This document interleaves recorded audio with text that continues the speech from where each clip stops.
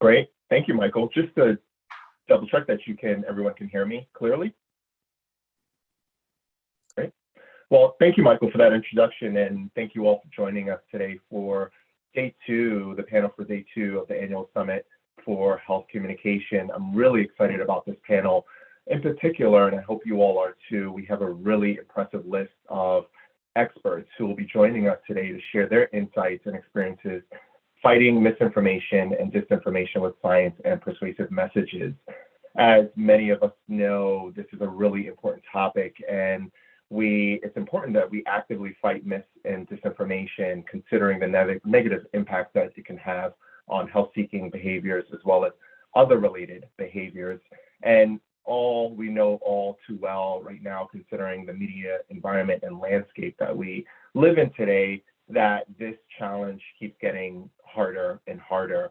So I'm really excited for you all to hear from experts in the field who will offer their experiences and their insights combating misinformation and disinformation.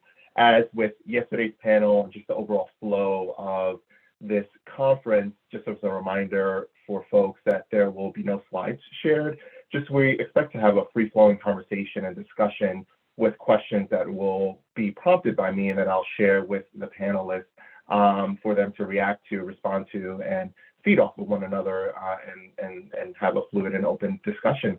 And as Michael mentioned, we'll have an opportunity for the audience to share questions that you have directly for the panelists.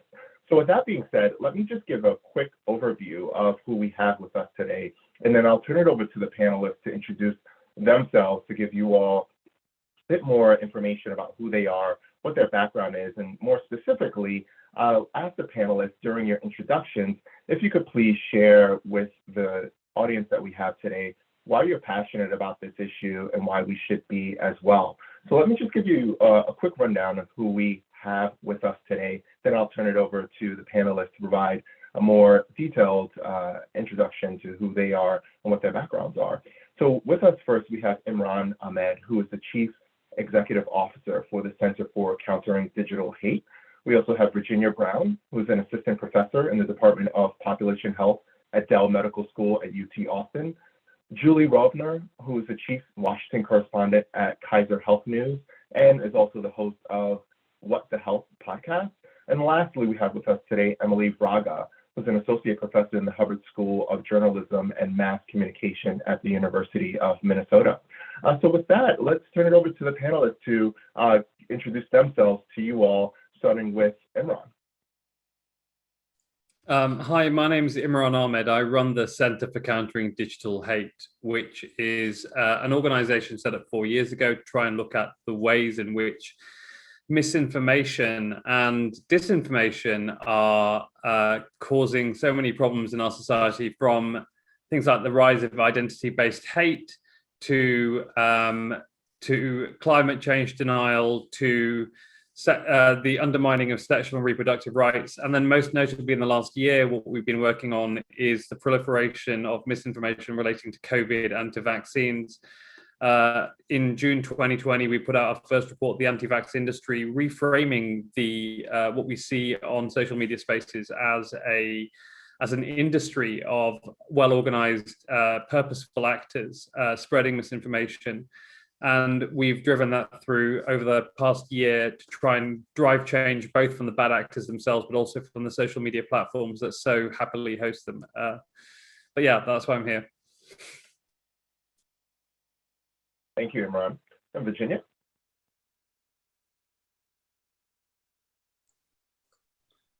Hi, Virginia's having some technical difficulties. I think we're just trying to get her on, so I think we can come back to them. Sure, no problem. Let's go to Julie. Okay, I am Julie Rovner. I am Chief Washington Correspondent for Kaiser Health News and host of our all-woman panelist podcast, KHN's What the Health. For those of you who don't know, Kaiser Health News is an editorially independent program of the Kaiser Family Foundation. We are neither of us affiliated with Kaiser Permanente, even though everyone thinks so. We basically put out, we have a 55-person newsroom. We put out stories, print, radio, TV, online for a variety of news partners, including the New York Times and National Public Radio and NBC and the cable channel Newsy. And we basically cover health policy, all aspects of health policy. I have personally been covering health policy since 1986 when I went to work for Congressional Quarterly. And I can say that over the 35 years that I have been doing this, I have really seen an enormous rise in misinformation and disinformation, particularly when it comes to healthcare. Some of this is about the rise of social media, as I'm sure we'll talk about. Some of it is also just about the continuing polarization of the nation. And I really look forward to the rest of this conversation. Great. Thank you, Julie. And Emily. Hi, I'm Emily Braga. Tesfa mentioned I'm at the University of Minnesota, where I hold the Donna and Carol Larson Chair in Health Communication.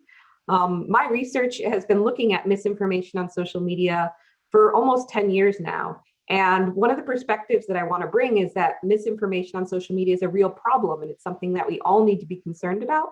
But I think it also offers opportunities where we can engage in actions to protect each other and to correct misinformation as we see it. And so that's one of the reasons I'm really passionate about this area of research, is thinking about the ways that health professionals, members of the public, platforms, policymakers can all come together to try and address misinformation as it spreads, especially when we're dealing with things like a global pandemic where we need everyone on the same team. Thank you, Emily. Then lastly, we have Virginia with us. My apologies. I believe I got my calendar on the wrong time zone. So thank you for the very quick I am here. I'm Virginia Brown. I'm an assistant professor. I serve as an assistant professor at Dell Medical School at the University of Texas at Austin. My work is around research and protecting the autonomy of individuals who live with serious mental illness using psychiatric advance directives. And I also serve as the associate director of liberal arts honors. I put those two things out there to talk just very briefly about my insertion in this conversation is really first and foremost, as a clinical ethicist, that's my training, the ethical issues at the bedside in the clinical setting, and translating a lot of that, what becomes misinformation or misunderstandings, okay, and addressing those. And what does it mean collectively in society? What are the challenges and complications that we're experiencing? And what are some of the things that we can do individually and collectively to respond to that? So I'm really delighted to be here, and thank you for the opportunity. Great. Well, thank you all. I'm really excited to kick off this conversation. And just to start us off, considering the array of people that we have joining us with different backgrounds and I think are coming with different levels of knowledge on this topic, I thought it'd be helpful to start off with a discussion on the difference between misinformation and misinformation and disinformation, and specifically, what's the difference between misinformation and disinformation, and what are the biggest challenges we face as health communicators related to those two areas? And let's start off with Julie, and share your thoughts and go from there. Yes, obviously, as a journalist, I deal with both misinformation and disinformation. And my sort of personal, not academic distinction is that misinformation is when people are inadvertently wrong, and disinformation is when people are purposely wrong. And as a journalist, I get both kinds a lot. Obviously, my goal as a journalist is to not pass along either misinformation or disinformation. It is not easy. There are people who, that we talk about the spin room, people who try to purposely spin you to something that might not be correct.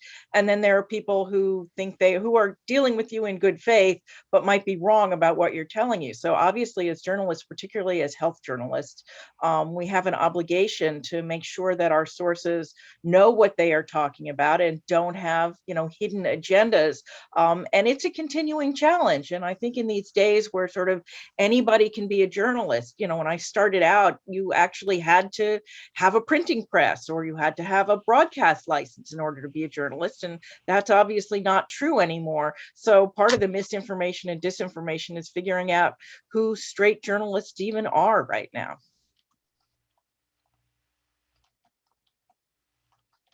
And other thoughts on that from other panelists?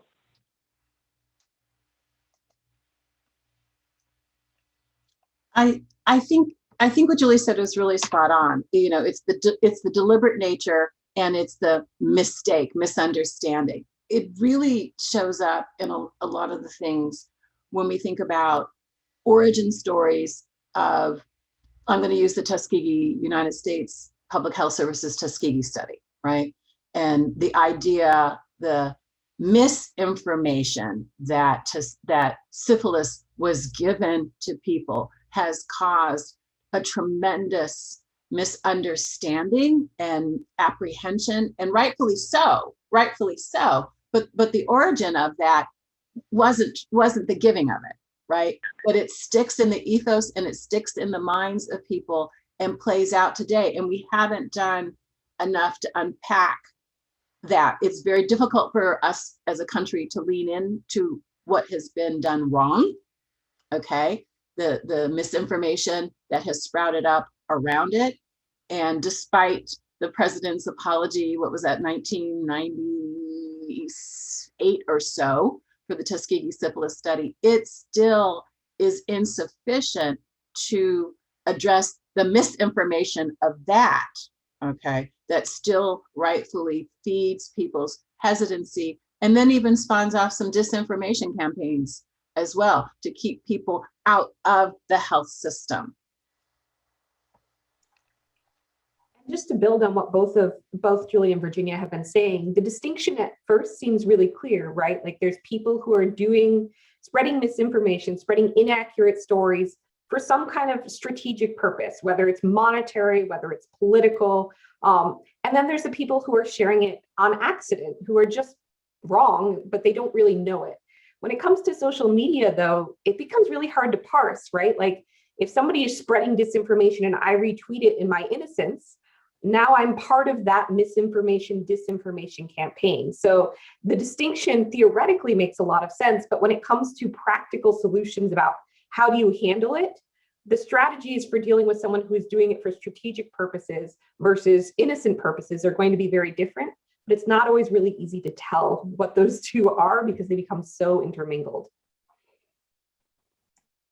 I think that's a really interesting point. And Imran, in the work that you do and with your organization, building off of Emily's point, where there's intention, and not just Emily's point, but points that were raised both by Julia and Virginia as well. There's intentional sharing of wrong information or information to deceive, and there's unintentional sharing of information, and folks who I would say just are sharing information that's inaccurate but not intentionally doing so. How do you face that challenge in the work that you do with your organization and trying to combat both misinformation and disinformation? Well, the creation of a corpus of people to go out and make misinformed claims about vaccines, for example, is an intentional tactic of the key super spreaders. And look, we spend a lot of time looking at the people who are behind the spreading of misinformation and disinformation disinformation. And those individuals, for example, with the disinformation dozen that we identified around anti-vaxxers, but we see the same sort of patterns in identity-based hate, in climate denial, in the networks of men who hate women and seek to undermine women's sexual and reproductive rights around the world. Actually, it's a small coterie of quite sophisticated actors, because there is actually an activation energy. There's a certain degree of understanding and skill that's required to use those environments in an effective way. Joe McCullough, for example, one of the leading anti-vaxxers, has a lab in the Philippines where he does testing of his social media products, of his memes, of whether or not they're effective. They gather data on which videos are watched, which are not. They understand in a sophisticated way how to use those environments and how to weaponize people, how to turn people into vectors of disease, of the disease of misinformation. So yeah, part of what we do as well is that we're not going after people. Unlike an anti-vaxxer, we're not trying to persuade people to take actions that might lead to them dying. We are I say it in a very folksy way when I'm trying to explain what it is that we do. And you know, it's like if you've got a sibling that's a tear away and is always sort of acting out. And my job, I'm actually the eldest of seven myself. And my job was always just to grab them around the arms and just say, can you just please stop causing harm to everyone around you right now? And that's kind of what we do, is we disarm the bad guys, the ones who are putting out the disinformation. We take their platforms away from them and remove their ability to cause harm, but we aren't actually causing them any, we're not causing them the same kind of harm that they seek to cause to our societies. And that necessarily means that they're unable, therefore, to weaponize their soldiers, the people that go out and spread misinformation to their friends, families, and others. So we take it, we're very much find the key super spreaders, find the real problem, and then find a way to negate or to stop them from causing harm. And I mean, with, for example, super spreaders is deplatform them.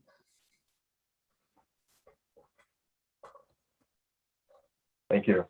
And Julie, you mentioned during your opening, that everyone has the ability to, or just about everyone, to be a journalist these days. And the idea of what a journalist is and being able to share information has changed, as we all know. And so just building off of what Imran shared, taking into account how information can spread, and there are people who are intentionally bad actors.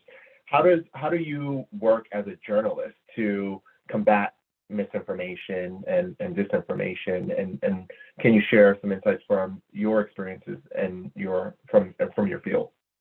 Well, it's really hard. The idea is, as a journalist, you want to represent all views, but you don't want to let people use you as a vector to pass along bad information.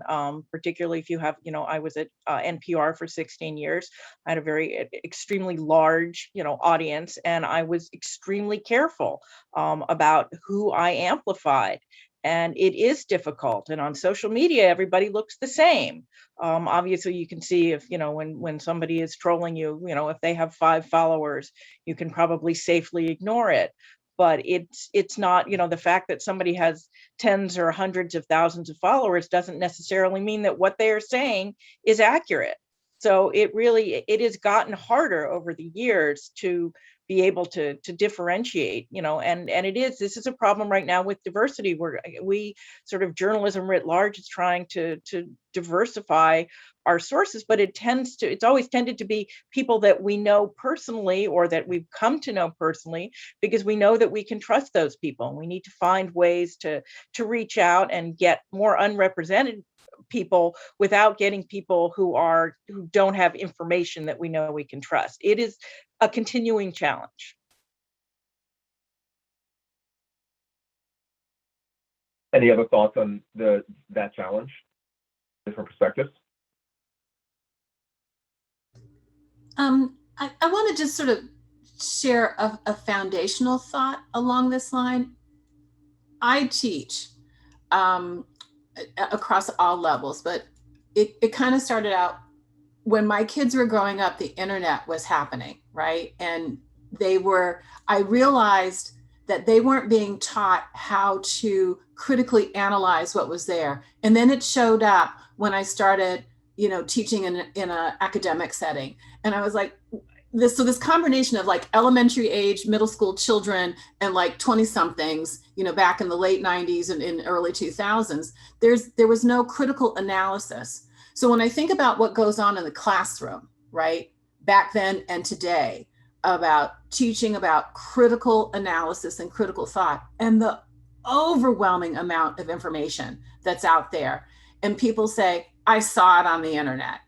And it's like, what does that mean? That there's a foundational and fundamental challenge. Julie, you said it. There's so many sources and a diverse array of sources. How do I analyze those, right? We analyze them because we become familiar with people's work. We know these are trusted sources, but what is a trusted source, right? And part of that trusted source concept, when I think about it in an academic setting, is sort of this critical analysis. But there is no complete rubric that says, this is how you identify, the trusted source of X, right? And a lot of things pose, and people don't take the time to see who this website is funded by, right? When it says about us and it's sketchy, you know, keep moving. We need to have a broader conversation about how we do that. I know that sounds really fundamental, but I think it is fundamental to leveling this playing field, so that we can more collectively point to something and say, this is how we're doing it. Did you do it that way too? One of my favorite moments, the Washington Post a few years ago did a little video on Take Your Kids to Work Day, and they interviewed kids about what their parents did. And one of them, I believe she was a child, I think of one of the copy editors, made some comment. She said, Wikipedia can't be a primary source. And I thought, wow, that's what we really need. We need people to actually, the kid must have been like 10 or 11. I mean, not even probably junior high school yet. But it's like, we do not teach media literacy or internet literacy to our kids, and it's a real problem. We need to teach it to adults too, Yes. Because at least kids are growing up with it. A lot of adults, I'm old enough that there was no internet when I was growing up. Absolutely. No computers when I was growing up. We really knew the Dewey Decimal System. a better job of educating everybody, kids and adults, about media literacy. Yeah. I think one of the things that we noticed as a feature of the activities of disinformation spreaders is that one of the fundamental goals of anyone who's seeking to misinform you, and one of the things they need to do before they can misinform you with abandon, is to separate you from the authorities you already trust, which is why underpinning the rhetoric of every hate actor, every misinformation actor that we see is, you can't trust the media, you can't trust doctors, you can't trust this. And I mean, because we work across multiple fields, we do counter-extremism, we work with counter-terrorism professionals, we work in a number of different spaces, and in child sexual exploitation. Every groomer seeks to separate you from your family first, then your friends, then the trusted authorities that might give you some counterpoint to the information that they seek to give you. And it's the same is absolutely true. Underpinning the rhetoric of every anti-vaxxer, for example, there are only three things that underpin it. The disease isn't dangerous. The vaccines are dangerous. You can't trust doctors because they're in it. They're all venal. They're part of the establishment. And you get called sort of a tool of big pharma quite frequently. And the argument I would make to counterpoint that is that just because I say that pharmaceuticals don't cause you to grow a second head doesn't mean I'm in the pocket of big pharma. Just as if I said that the Weetabix I eat every morning don't make me grow a second head doesn't make me a tool of big Kellogg's. It just means that I'm not bananas, really. So we're very cautious about trying to understand the way that they seek to replace trusted authorities, and understand that once people are separated from those trusted authorities, you're kind of lost, really. It's going to be very difficult to bring you back. And a part of it is about those institutions that need to be better and need to hold themselves to very high standards. And that's why it's really important that government, that regulators, that journalists hold themselves to incredibly high standards, because actually the role they're playing isn't just about giving right information. Is that if we lose trust in them as authorities, then we're in real trouble. This is epistemic replacement, really. Can I ask, whose role is it to maintain that trust, and what can those authoritative figures do to maintain the trust? Is it the role of the doctor or a government official to actively try to maintain the trust that is universally or socially accepted or understood, that, as you mentioned, different actors out there are working to cause divisions and as a first step to separate or separate their audiences or their targets from those authoritative figures? What role do those authoritative figures play in retaining or maintaining that established trust? Tesfa, I want to take a swipe at this first, because I want to push back on the question just a little bit. The underpinning of the word maintaining, right, when we say maintaining, it assumes that we had it in the first place, right? That we had trust, right? So how can you establish trust where trust has never been established?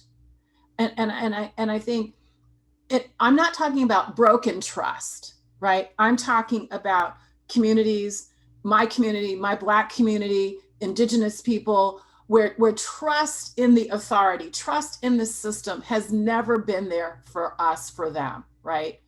And so the pushback is that these are slightly two different things, and potentially, I want to throw this to my panelists, remedies around a more engaged dialogue between communities and entities about what trust would look like is something that we haven't entered into. We haven't done a truth and reconciliation process around these issues where we have said, not only let me jump on my sword, okay, and talk about all the ways. If you're trying to cancel out critical race theory because it is uncomfortable to hear the auras and the horrors of this country, if we're trying to rewrite what happened on January 6th, okay, it's just like, some rambunctious, folks who went to visit the Capitol.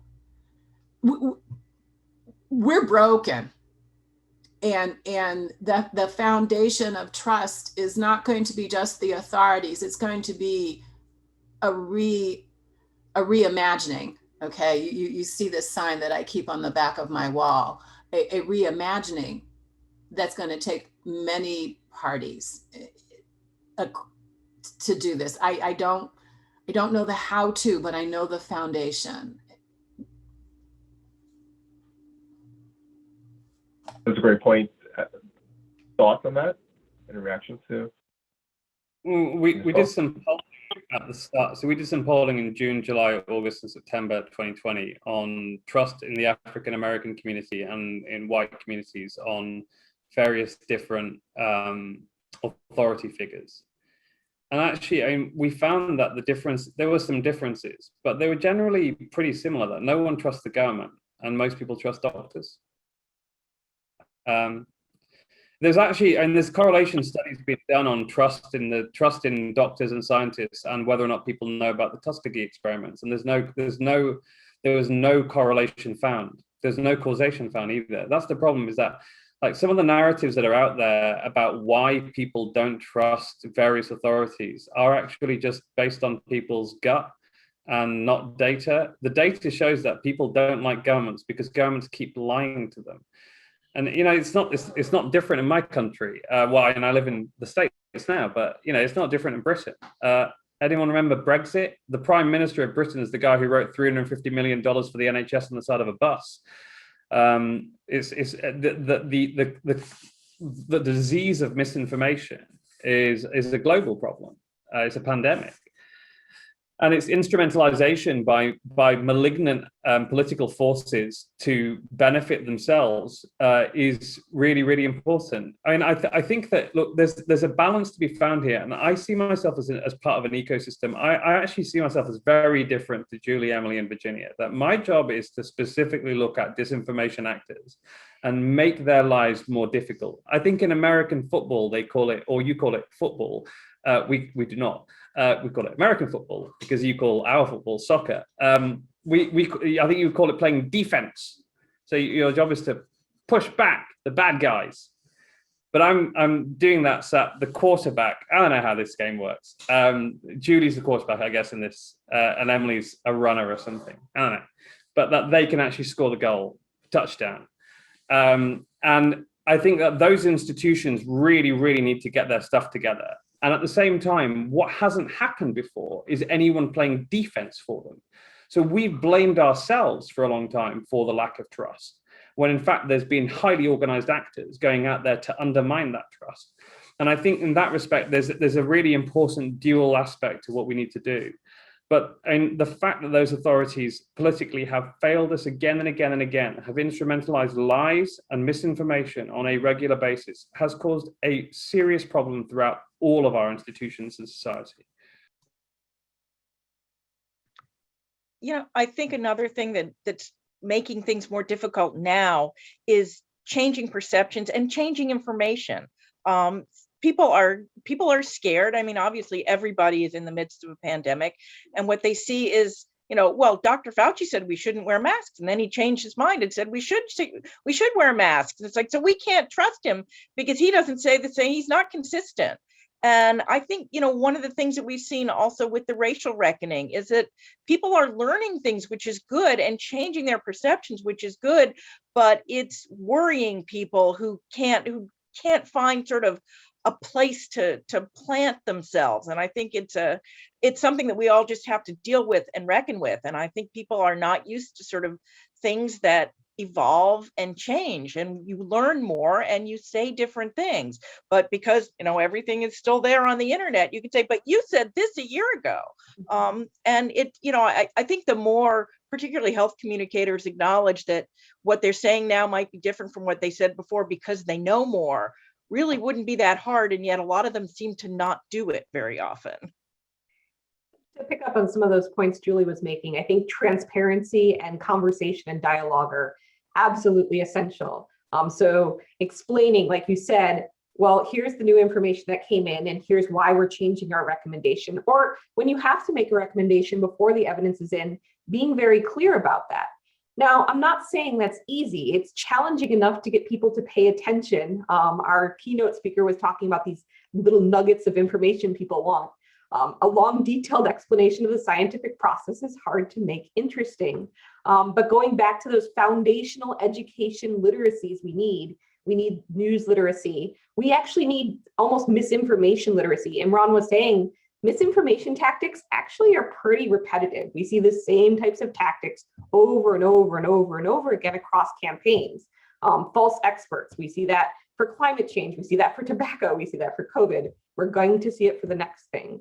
And then I would also add scientific literacy, understanding that science is supposed to change its mind. That means we're doing it right, even though that can make guidelines and policy making around science really complicated. So I think one of the challenges that news organizations in particular face is that, so one of those tactics that we see again and again are sites that look like news sites, but actually are misinformation. They're what Harry Frankfurt, for me, like this whole interest started with watching a Jon Stewart interview with Harry Frankfurt, who's a professor of philosophy at Princeton in 2003 or 4 or something. And it was on his little pamphlet on bullshit, which is, he defined bullshit as a curious indifference to truth or fact as long as you get your aim. So it kind of, it's almost synonymous with spin, but bullshit was bigger. And he said, at that time that our world is awash with bullshit. My argument's always been that that social media isn't the democratization of speech or even journalism, it's the democratization of bullshitting each other. Because in 280 characters, how much actual truth can you find and how much bullshit can you spin? And that's what we have. We have a world awash in misinformation and nonsense, counterfactual stuff based on your gut, not on your brain. And that, well, there you go. I mean, it's on my show. I give it to all of my staff when they join the organization on bullshit. It's one of my favorite little books. That and Cialdini's book, Influence, which is about how people manipulate people.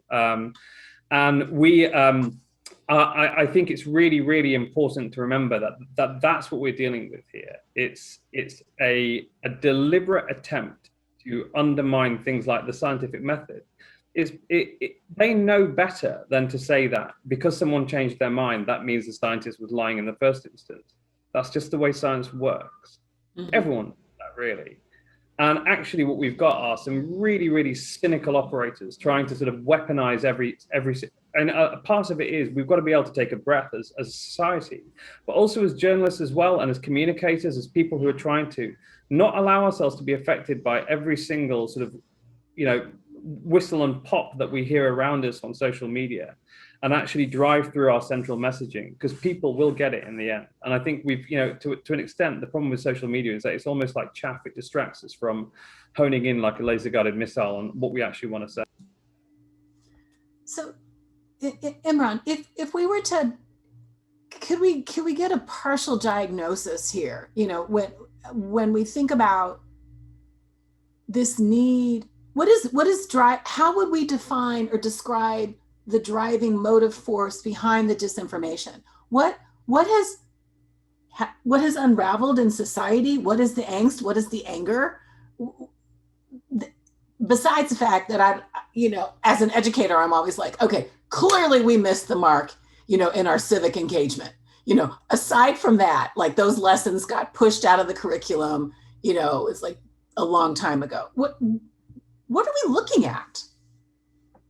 So, I mean, look, I think there is a number of different interlocking factors here, and I'm going off to Georgia in a month to spend 6 weeks writing, because I've finally been persuaded to put it into a short book to explain all the different elements of what we see as change on a systemic level in terms of information exchange, the setting of social mores, values, etc., and how that's transitioned in a digital age.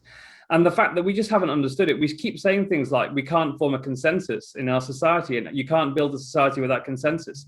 You can. There is a consensus. The problem is the consensus is no longer based on facts. What you're saying is fracturing societies, that no one disagrees with us, the elites, anymore. So, the consensus is based on bullshit. And that's the problem.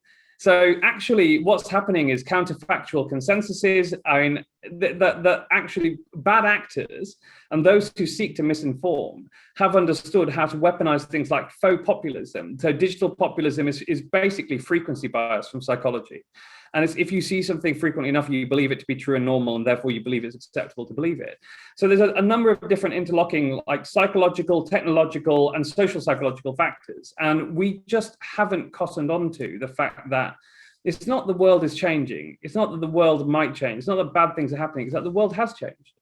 Fundamentally, the introduction of a technology that allows for each additional communication to each additional person to be done for zero marginal cost, that's the nuclear bomb. It's the creation of unlimited amounts of destructive energy from nothing. And we just haven't figured out that we're in the nuclear age of communications yet. And that means a reconfiguring of the way that we understand leadership, what it means to be a leader. To instrumentalize disinformation in this age is a more profound abrogation of your duty as a leader than any I can think of now. Because actually it leads to terrifying policy outcomes.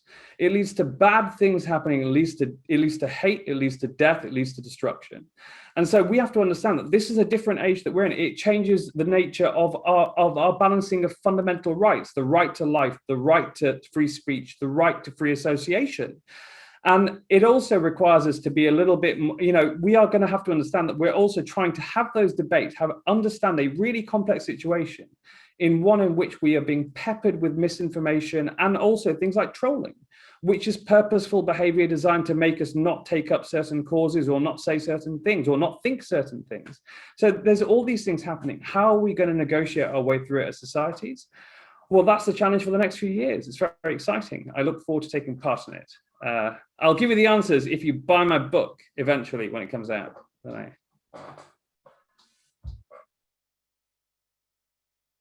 Let me ask a question that just popped in my mind based on the discourse. Let's go back and forth. Are facts still relevant, and how do we define facts today?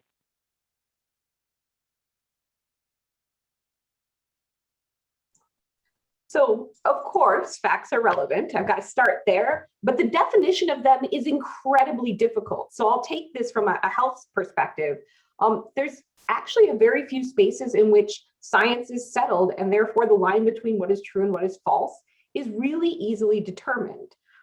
Vaccines work actually one of those places where the scientific consensus and evidence is so very clear and overwhelming. We can talk about what is true and false with a really high degree of certainty. But what this pandemic has really showcased and what misinformation and disinformation has gleaned onto is that information changes quickly, and therefore it's easy to misrepresent evidence that does exist, to misinterpret it deliberately or accidentally, and to play up all of these cracks in our knowledge as something that is nefarious or something that we need to be skeptical of. So the question of wearing masks is one that is continually evolving because the science changes, the context on the ground changes, the nature of the disease changes. So of course, recommendations are going to change, and what is recommended and what is true and false about it is a little bit up in the air, right? So that is both something we need to clearly articulate, but also something that disinformation actors can use and do use very strategically to undermine faith in the system and whether facts exist at all.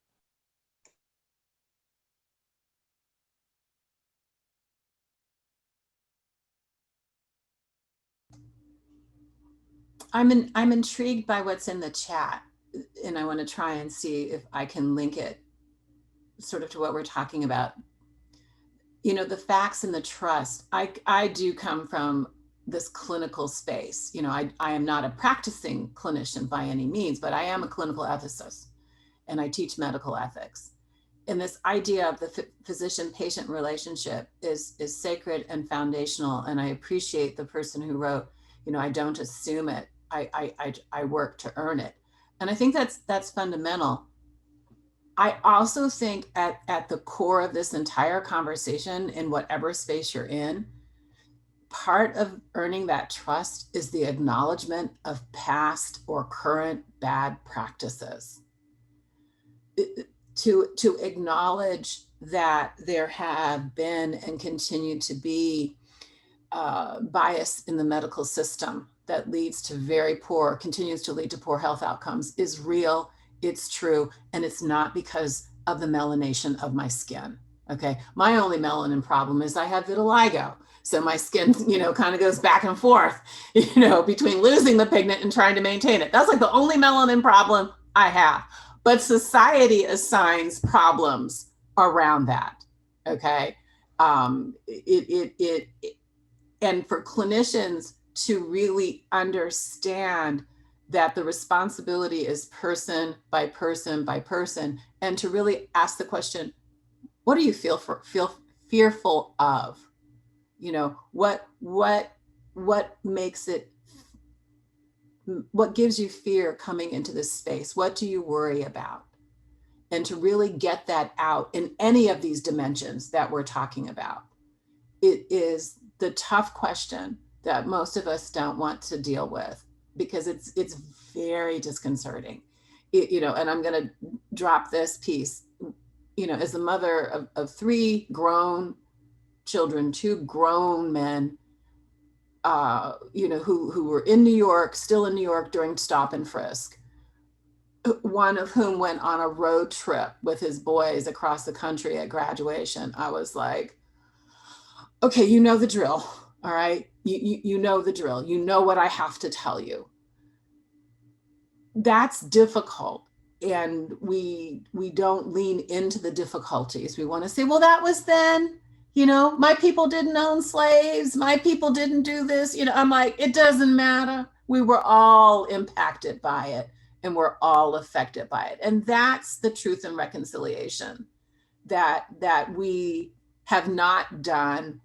And I would challenge us to try our best in our own little worlds and spheres of influence to open up and lead with that, the truth of that, because that's where the truth is, right? And to try and set the record for what the interventions are that we're trying to do to improve and correct.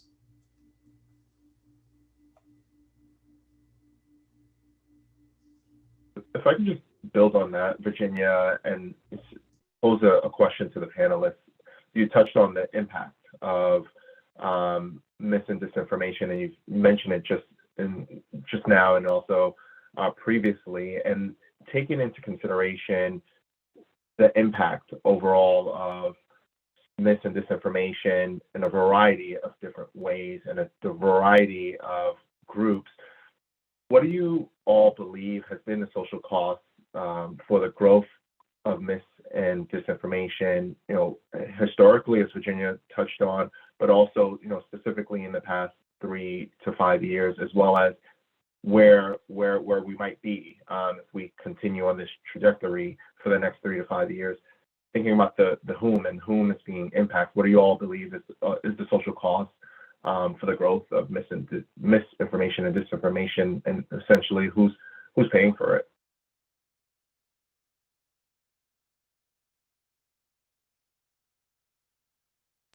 Well, I mean, the growth in misinformation and disinformation, I keep being told about it. I keep being told there's a growth in conspiracy theories as well, but I've seen little empirical evidence to suggest that that's necessarily true. It's the confidence with which they're expressed and actions are taken based on them, which is, I think, particularly problematic. And I mean, one of the things I like to remind people is that conspiracy theories are not new, nor are they only things that stupid people believe. And you know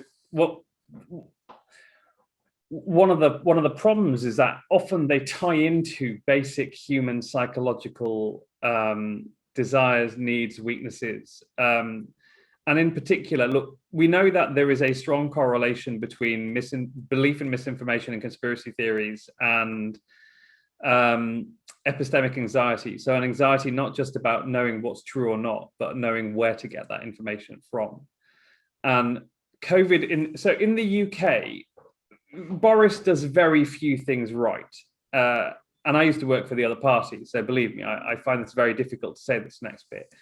But the remarkable job that's been done in vaccinating 90% of over 40s in the UK, which is where we are now, 90%, is extraordinary. And the reason for that is in part because there has been a consistency from political actors and health authorities. And we have a unique advantage in the UK of having the NHS, which is a single epistemic authority of information about healthcare, which has enormous amounts of trust and love. And you know, every Thursday, I think it was, before I left home, we'd go out on our back porches and clap for the NHS, and you could hear London go. You could hear the clapping from across the city every Thursday. To say thank you to our NHS. So there's a great love for that institution. So I think that's about having good institutions versus bad institutions. And bad institutions mean that first of all, conspiracy theories become more, that there is more willingness to listen. But there is also the visibility of it. And frankly, you know, one of our most recent reports, Malgorithm, looked at the way in which platform algorithms basically amplify conspiracy theories over good information, because conspiracy theories, they're driven by epistemic anxiety, but they don't sate it. So people start to rabbit hole. And that's why, and that's the presentation that we all see with people that we know and love that may have gone down that conspiracy pathway. They just keep descending because you're never sated in that desire for certainty that you have, that deep primal desire for certainty. A conspiracy theory based on faith and not fact can't sate it. And so we essentially start looking for more and more and more.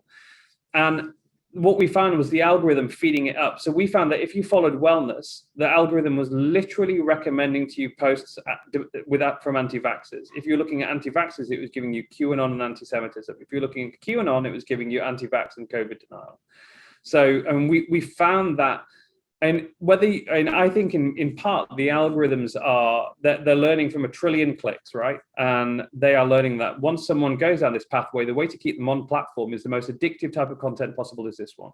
So I think there is also there's a fundamental change in the way that information is ordered.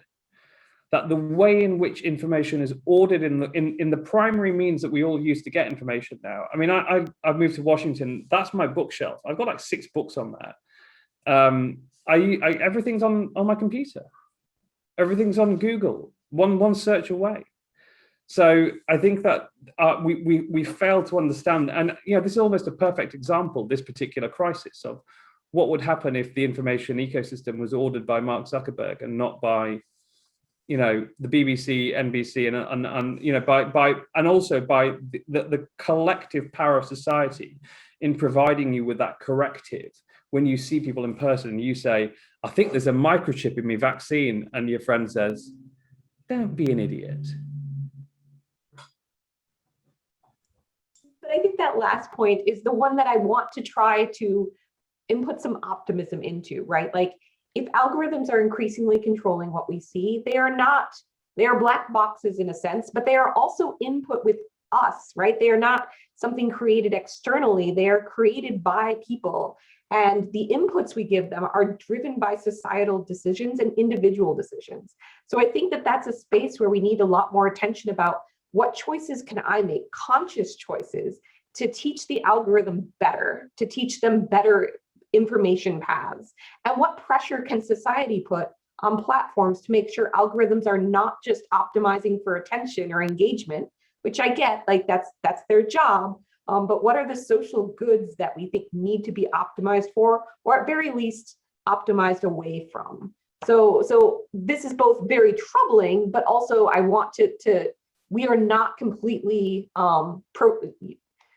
we don't lay down to the algorithm, right? Like my choices still do matter for it. And that can be an opportunity for us to say, as a society, we demand X, Y, and Z, and we're going to act in ways so that we get X, Y, and Z. I think one thing we haven't mentioned yet is the difference between malicious actors, people who are really setting out to do ill, and commercialism. Media has long been a for-profit enterprise, and people have always been, looked askance. Are you doing this because you're, the people who fund you, your advertisers want you to do this, or are you not doing some story because it would hurt your advertisers? And I'm rather proud to work for nonprofit news organizations, so we don't have advertisers. But it is that has long been a problem, and so now we have sort of people who are concerned about, particularly in healthcare, are you doing the bidding? Is it about money? Are you, someone mentioned, a tool of big pharma, or a tool of big hospital, or tool of the AMA? It's a continuing sort of problem as we sort of get more polarized, and I think it can't really be left out of the discussion. So let me just ask Julie quickly, like, if everyone thinks, others are all a tool, are they trying to be a tool too? Because now we have the platforms and the tools, to amplify these. I did not mean to be funny with that one, but there is something about this disenfranchisement, this polarizing, and the person on the street who feels that they have a voice and opinion, but not the cachet, whatever, to be heard.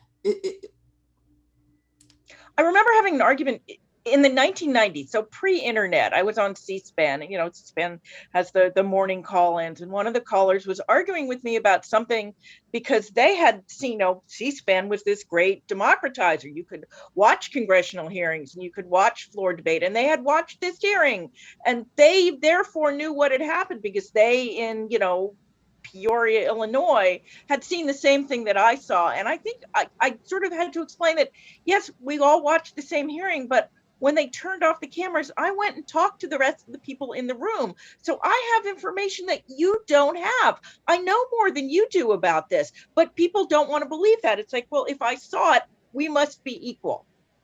And I think that was sort of a clue to me that there was sort of this desire to, for people to see what they want and draw their own conclusions and not trust people who in fact might know more than they do about this subject in which they are interested. I think on that particular point, there's a particularly, us Europeans are like, we're always looking to extend human rights to more and more bizarre places. But I love this idea that I heard recently from a French politician, that we have a right to good information, a fundamental human right to having good information, not just to have information ordered by the market. And if someone's asking on there, how much do the tech companies control algorithms? An algorithm is just an equation. It has inputs, there's an equation, and it decides outputs. And the outputs are this. The outputs are the order in which you see information on their platform. And you don't see a timeline anymore. Like, no one gets a timeline on Twitter. You get an algorithmically ordered list of content ordered by that which is most likely to keep you scrolling down, because every time you scroll down 3 or 4 posts, they can give you another ad. 98% of Facebook's entire revenue comes from advertising. 98%. And Mark Zuckerberg is younger than me, and he's worth $100 billion US. So keep that in mind. Like, the accrual of that kind of wealth comes with costs. And the cost has been to society. The cost has been that the ordering of that information by that which has the highest engagement, if that's the sole metric, not public good, not factualness, but just engagement, well, that's the reordering of our information ecosystem. So there's 2 ways of changing the outputs of an algorithm. You change the algorithm, and that means that we need to have algorithmic transparency. And that's not about censoring someone's algorithm. It's just saying, show us what it does. because actually this is salient to national security, to biosecurity, to all sorts of other fundamental rights that we have as societies and individuals.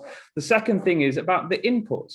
And someone said earlier on, much earlier on in this conversation in the chat, that doesn't deplatforming, don't they weaponize that and they say that they're being censored? Yeah, that's what people say when they've lost their ability to proselytize, because we track their litigation against Facebook and YouTube when they are deplatformed. And publicly what they say is, we can deal with it, we'll move to another platform, everyone will move with us, our armies.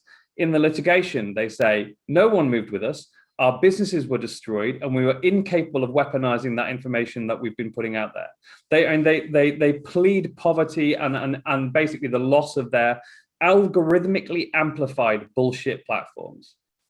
Oh well, I'm not weeping for them. I know we have a ton of questions coming from the attendees. I'll turn it over. I think this is a good time for us to transition to specific questions from our attendees. And I believe Ashani has a slew of questions already queued up.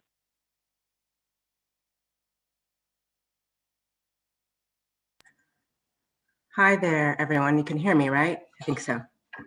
Okay, good. I see heads nodding. Yeah, so in the chat has been, and many of you have already seen it, a very robust conversation and a lot of comments that I'm going to try and turn a little bit into questions. And some of these questions, I think you started answering some of them, so it might be, as I ask them, it's about sort of putting a finer point on some of them versus like it just being a new question. So I'm going to start with, can you talk a little bit about, or more about, rather, how do you distinguish dissenting scientific views from experts or from doctors from misinformation?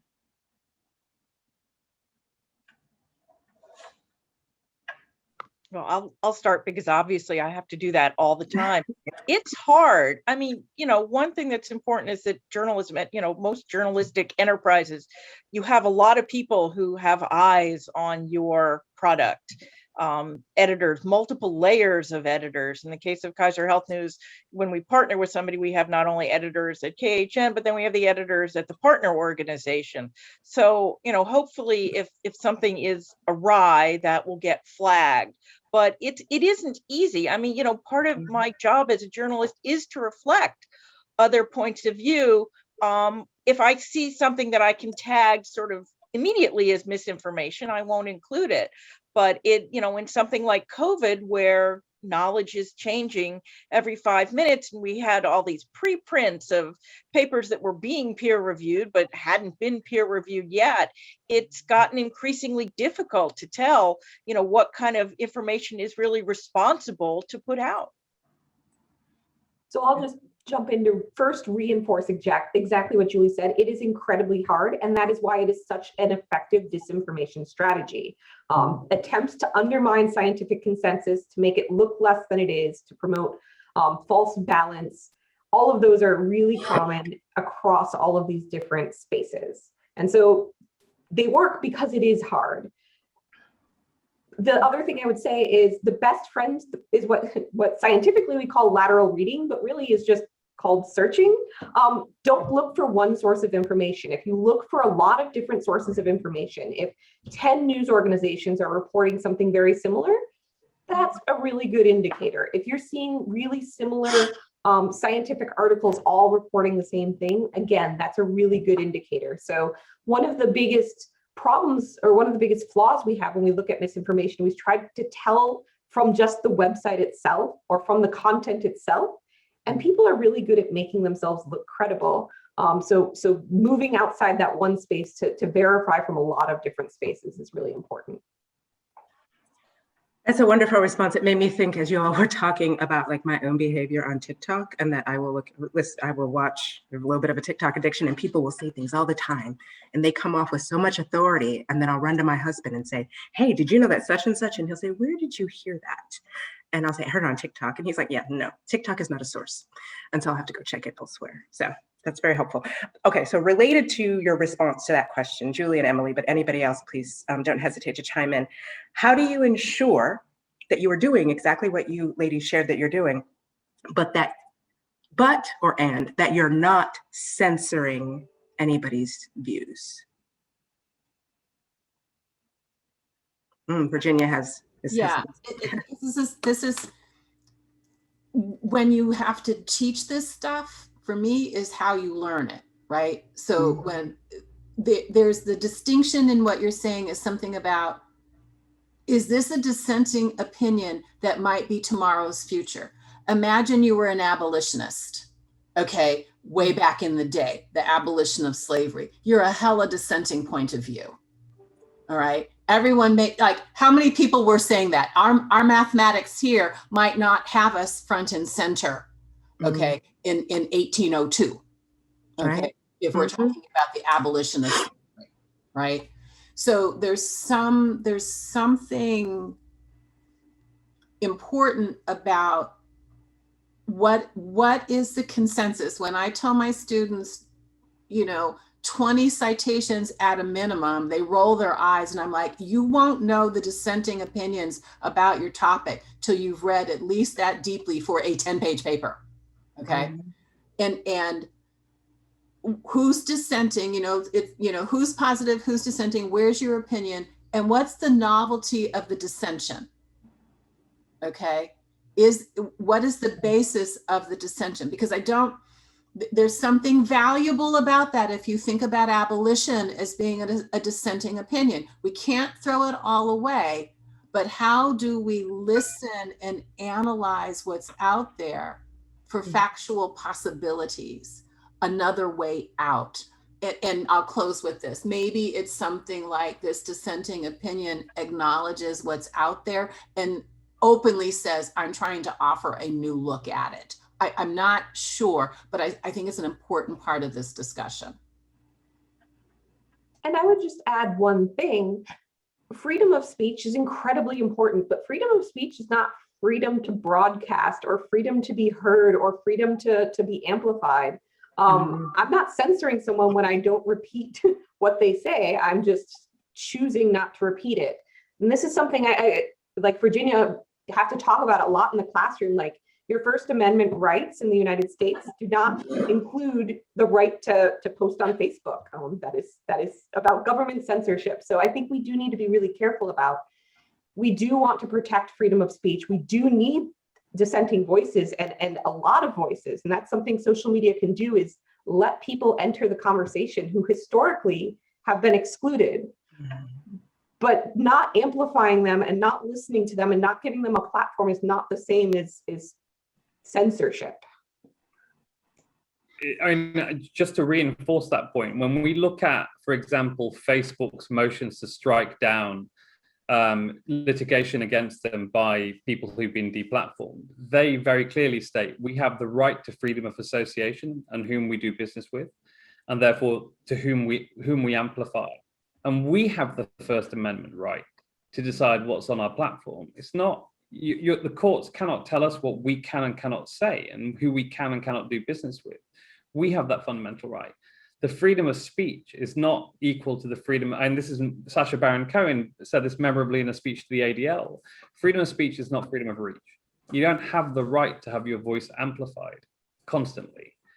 But that doesn't mean that, and part of why I work in civil rights and in activism is, I know I'm in the minority very often. I was in the minority when I started this 4 years ago. I used to have people, one of the members of parliament, and I used to scribble down all my notes for this in parliament in the UK. One of the members that I knew used to walk past me and go, "How's your Facebook project going, Imran?" And 4 years later, well, it's going okay. I think we're starting to persuade people. That's what, that's in the nature of change. Change is difficult and complex, and it takes time. But that doesn't necessarily mean that, and to build that up, you need to build moral authority and trust in your voice, but also in your message as well. And that's, the challenges that we've faced as societies, I'm not saying that they shouldn't have been solved earlier, whether it's the anti-vax challenge or even making the argument that some people don't deserve to have freedom of access to these platforms. But they're worth taking their time over, and there will always be people to advocate for them. And I think as a journalist, you're constantly examining your own motives. I mean, you can't put every dissenting voice into every story. You try to represent a range, but we don't typically, if we're doing a story on vaccination, we don't typically get the views of an anti-vaxxer. We probably will say there are people, there are a lot of people who are hesitant about vaccines or who don't believe in vaccines. I mean, we acknowledge their existence, but you don't there's not a journalistic need to represent their views in every single story. Obviously things that are, I did one of the first stories when Congress was working on surprise bills, and the Republicans and the Democrats agreed that there should be surprise billing legislation. I did one of the first stories that says, wait a minute, even though everybody agrees there should be them, there's actually a lot of dissent here on how to do it. And of course, it ended up taking an extra year or so because that was true. So, you need to sort of learn how to look for voices on the other side, but you don't necessarily, again, I think that's a great line from Sacha Baron Cohen. I think I'll probably use it, that I don't have to put you in every story that I do. Yeah, I'm so glad that question was out there. That spurred a lot of commentary. So I love taking quotes from people. So I'm gonna I wanna stress some things that y'all said. So one, you have to look at the novelty of dissension that Virginia shared. I think that's a really key important nugget that I'm taking with me. And then also clearly the Sacha Baron Cohen, but I'm going to attribute it to Imran, which is freedom of speech is not freedom of reach. And then I think, Imran, you also said, building moral authority. So I just wanted to take those particular little nuggets and plant those seeds in people's brains as quotes to think about as we proceed. I have so many questions and they're still coming in on the chat. So forgive me if I seem just a moment jumbled because I want to make sure to be responsive to what people have asked and then some other things I have here. I'm going to pivot for a moment because I want to just talk a little bit about trust. The question that came in, excuse me, I'm fighting a cold. What do you think it takes to build trust? But let me add on to that question a little bit and say trust in scientific information. And I want to harken back to something that Virginia shared also. Virginia talked about trust. It's not just about trust in general, but trust in certain communities. And Virginia, you also said acknowledging, part of building that trust is acknowledging past bad practices. I would ask the question to you and to the whole group, and what else? It can be acknowledging of past bad practices, right? I acknowledge that, there was genocide. I acknowledge that there was X, Y, and Z, slavery or Jim Crow. I'm speaking particularly in American context, but what else? I'm thinking. Yeah.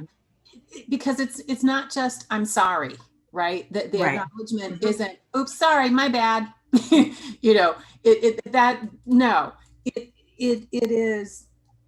It is a real understanding that harm came to both parties, right?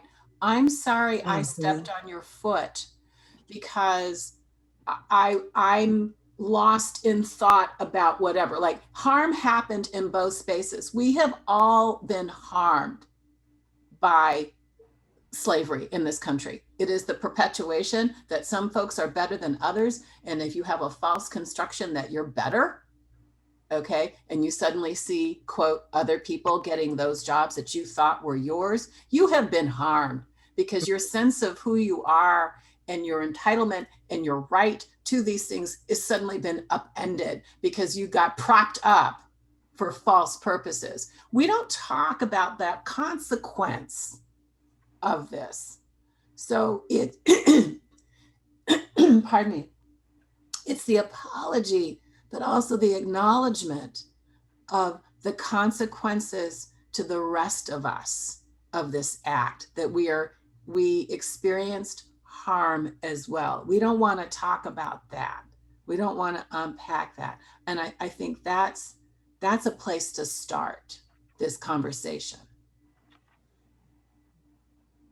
Perfect, thank you. Does anybody else want to add on to that?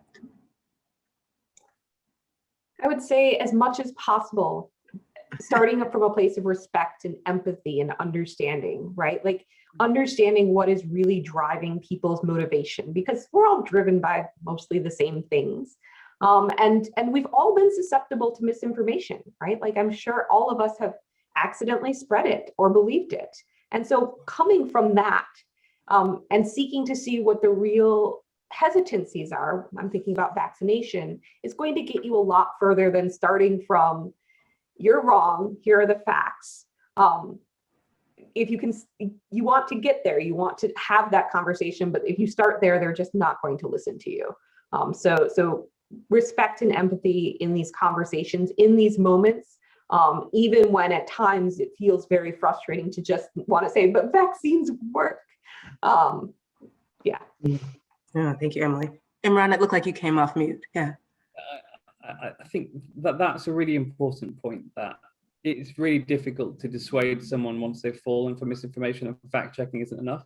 So any of us that have tried to fact check someone who's misinformed into not being misinformed knows that it's actually really, really difficult. And once we believe something, we've taken decisions internally, and you can look at it from a psychological, from a neurological, the creation of pathways that we then rehearse and rehearse and rehearse, and how difficult it is to disrupt. And actually, one of the things that we've worked a lot on is inoculation. So how do you inoculate against misinformation? There's a guy, Sander van der Linden, who is the rock star of this theory at Cambridge, and he runs the fake news unit there, that's looked at ways in which you can give people nuggets of information that will build resilience against misinformation in the future. But here's the thing, we need to start now for the next pandemic. Like, it is kind of too late playing games here and pretending that we can fix a problem that is now so widespread that we have a pandemic of misinformation that has infected millions and millions and millions of people. We are going to have to be better at this and be smarter about this. The threat environment of misinformation has changed fundamentally, and it means that we're going to have to take prophylactic treatment early to start dealing with it, and that's inoculation. We're going to have to start to vaccinate against bullshit. That's a horrible image, but yeah. I'm going to write that one down as well. Okay, so I want to continue with this building resilience against misinformation, because that is a perfect way to pivot into a set of questions that are sort of like actionable, more about the how the building resilience. I'm looking at Tesfa Square just for a moment to make sure, I want to make sure I'm good on time to you do a time check on me. Okay, great. Yeah, definitely, we're good. Okay, so this is obviously this is to the entire group of panelists.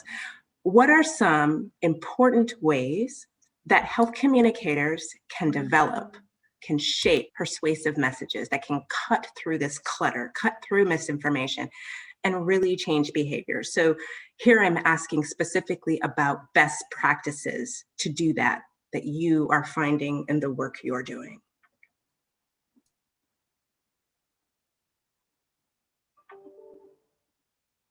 And I'm comfortable with uncomfortable silence for a moment. Okay, I'm gonna go first because when you're in the discipline, I'm not disciplined health communications, but many of my best friends are. So there's something about, and I don't have my cup, the bystander conversation, where we all have this, be a good bystander. And I want to start with this for the group.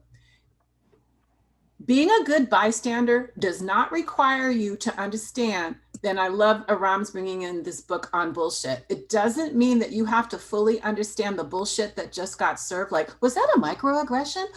Was that was mansplaining? Like, you don't have to have all the language required to say some bullshit just went down and I'm not comfortable with it. You have to be comfortable enough to say some BS just went down and I'm not sure I understand what just happened here. It doesn't require an advanced course. You don't got to read everything for your social, I would hope, meter to say, something's often wrong here and I'm not understanding why you just said to Virginia, well, my, you're such an eloquent speaker. I should be by virtue of the work that I've done, not because you're not accustomed to Black women or Black people knowing how to command language, right? You don't have to know all that history sometimes to know that something's often wrong, to have the courage to say, I'm not sure what the value of that last statement was. Tesfa, could you help us? Right? It's courage. It's what we call moral courage. Okay. So one of the key practices, moral courage. Anyone else want to add on? Emily? I would add on to that when we see misinformation, we can be part of the solution rather than part of the problem. And some of that is making sure we're engaging in best practices so we recognize it and don't share it ourselves. But we can also go a step further. And I fully recognize this takes courage. It can be uncomfortable and you can face pushback. But if somebody's sharing misinformation, explaining that it is misinformation, providing the best evidence, the best expertise we have on the topic, and explaining not just it's wrong, but here's what's right, are all really effective in reducing misperceptions among the people seeing it, right? If you leave misinformation laying on social media and think, oh, that's BS, I'm not going to answer it, you're letting everyone else potentially stumble into it. And so I think that's part of both imposing a social cost, something we talked about earlier, to misinformation, not just the cost we're all paying, but to sharing the misinformation, but also building community norms around what we do when we see it is we call it out. And it can be gentle, it can be thoughtful, it can be empathetic, but saying, I can see how this is confusing. Here's what the new CDC guidelines are. They are actually saying that you can do X, Y, and Z now, or whatever it is.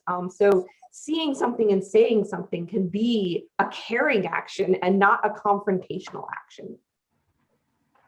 No, that's wonderful. I was writing things down as you all said this, I'm thinking in terms about best practices. One, I'm hearing courage, recognizing the social costs, building norms that you just mentioned, Emily. That's really important. And so the seeing versus saying. So that's excellent. Thank you. That's a great. I feel like somebody said this earlier, but being transparent about what you do and don't know. I mean, I'm not an academic. I have not studied this, but I do know that when someone says, well, we're really not sure about this, but we really are sure about this, that's really helpful. And that makes it makes me as a person, more trusting, rather than the people who come out and say it is X, Y, and Z. Excellent, thank you. I have one more question that I'll ask, and if there's time for others, I might be able to sneak in a couple others, but this is along those lines of being actionable. And the question is, ongoing disinformation campaigns, they intersect and they build off each other. What is it that we need to do to understand better the larger context of how those networks interact? And the second part of that is, what is the impact of this? But first, the how or the what do we need to do to better understand how these misinformation and disinformation campaigns intersect and build off each other? So, perhaps if I might offer something there. Let me tell you the story of why the Center for Countering Digital Fake started doing COVID and anti-vaxxers. In February 2020, I was in Spokane in Washington State, meeting with colleagues to look at the base, which is a neo-Nazi violent extremist / terrorist organization out there. And I took a Greyhound from Portland to Spokane, and I got COVID. And I've learned now that 42-year-olds should not take Greyhounds or you get COVID. So my weakened immune system state, I called my team and said, are they saying anything? Do they know that we're here? And they said, no, all the neo-Nazis are talking about is catch COVID, go to a bus stop, cough on a black person. And the second thing they're saying is, this is our opportunity. It's our opportunity to start to, because they knew what we know, which is that disease is highly interlinked with xenophobia. So there are these fundamental nexuses between different types of act. And my argument is that neo-Nazi groups are also misinformation actors. It takes a lot of bullshit to make someone hate someone in that way. We're not born that way as squealing infants. We are taught to be hateful by a society and by a culture which has been marinated in it for centuries. So we have to be aware that people will take advantage of, and there's a neurological reason for that. So they're both co-located in the insular cortex of the brain, disgust sensitivity and in-out group thinking. There's social psychology. Michael Bang-Peterson writes about that heightened disgust sensitivity in people is interlinked directly with heightened xenophobia reactions. That we understand that there are nexuses between them. And actually what bad actors do is they take advantage of the fact that there are psychological biases. Why do they do it? To grow their markets. So the other way of looking at it is not just through a psychological, social psychological, neurological lens, but through an industry lens. What we've seen is the cross-fertilization of markets in the past year. So you see even key anti-vaxxers going into the MAGA market. On January the 6th down the road from me, there was a stage set up by anti-vaxxers which had the Oath Keepers on there. It had Roger Stone, George Papadopoulos, anti-vaxxers, and it was set up by the anti-vaxxers. They were looking to cross-fertilize their strands of thinking. So we need to be aware that there is rapid hybridization happening and cross-fertilization of these extremisms.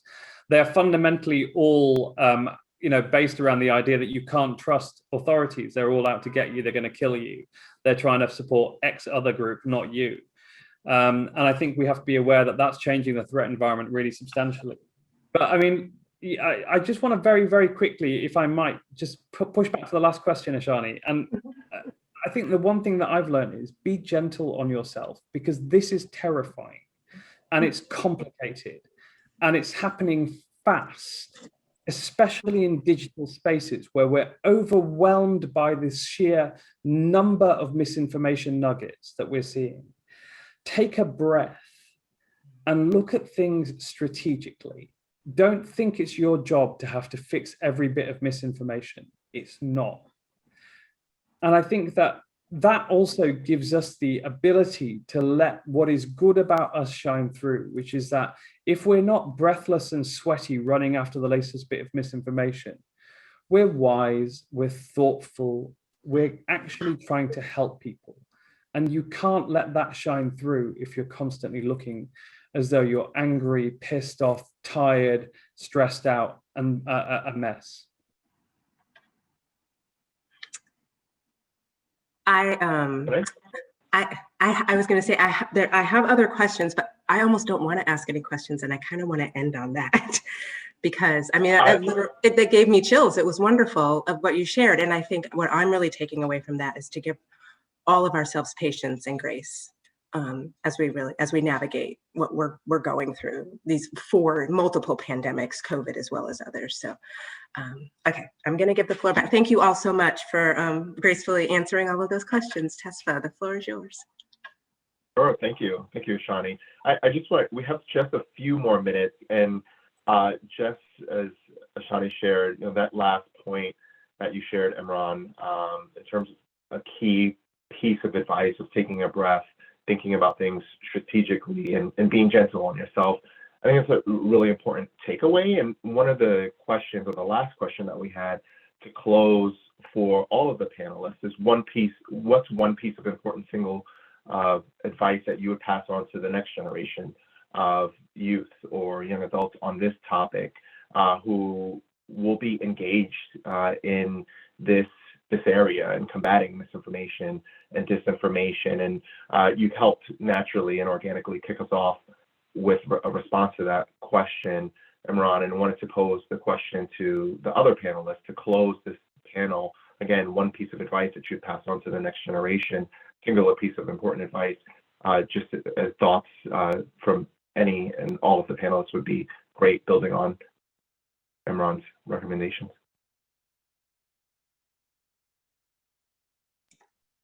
That is incredibly difficult to follow. So I will echo it and add to it that this is a process, right? Like misinformation has been around much longer than social media. It's never going to be gone entirely. So thinking about what are the little steps we can take to bring ourselves peace, but also to make the community around us just a little bit safer, right? Like you cannot go out and like you said, police every instance of misinformation that exists. But are there just little things you can do to make your space and the people around you a little better, a little safer?